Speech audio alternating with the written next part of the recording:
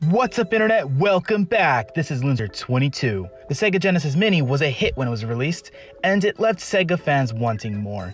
And well-done emulation done by the veteran talent that is M3 has made this product a must-have. And this is coming from Sega, an old respected company that has not produced any hardware in the North American market in some considerable time. Well, it looks like it will not end with the Genesis Mini. And no, this time I'm not talking about the Japanese exclusive Game Gear Micro and Astro City Mini. No, instead, we may get an SG-1000 or a Dreamcast in miniature form. So either Sega's first console or their last console. Either way, I want it. I personally believe they mentioned both because they plan on making both.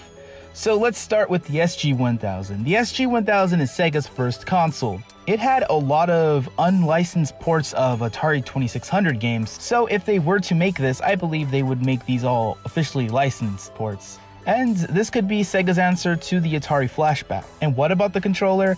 Yes, I know most people who have actually used the original SG-1000 did not like the controller, but since you could then swap out the controller for any other USB controller, it should be fine. Since there was no official release in the US market, Sega could actually release this plug-and-play as the Sega Mini. They could actually just do away with the SG-1000 just because I think it has a good ring to it and it emphasizes that this was Sega's first console. I just can't wait to play Naka's first game on this, Girls Garden, on the SG-1000 controller.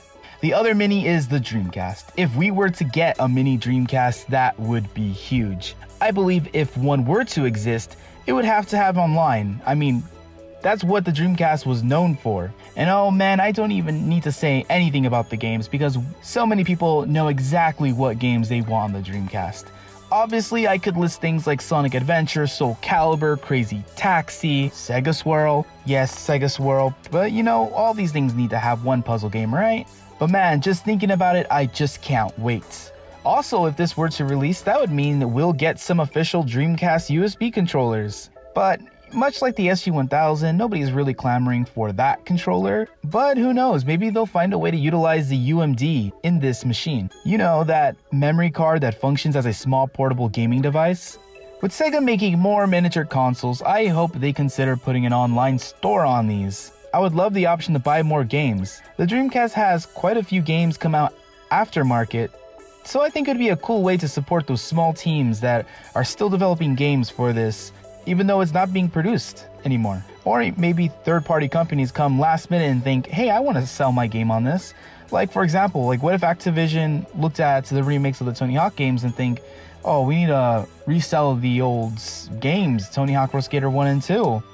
And you know what? The Dreamcast had those games, so what if we were to just drop those games on the store? And I know me, I would actually buy those on the mini Dreamcast. And no, I'm not just talking about SG-1000 and Dreamcast with this whole online store thing. If they re-release the Genesis Mini with online capabilities, or maybe just sold an add-on, like let's just say they sold an add-on, I plugged it into my Genesis Mini, all of a sudden I can buy more games for my Genesis Mini the legal way, because we all know that you can totally do it the illegal way. I think that would be really cool, especially if, let's say, that thing came with, like, I don't know, 10 more Genesis games. Then even if you don't want to use a store, you would still buy it just to get those 10 extra games.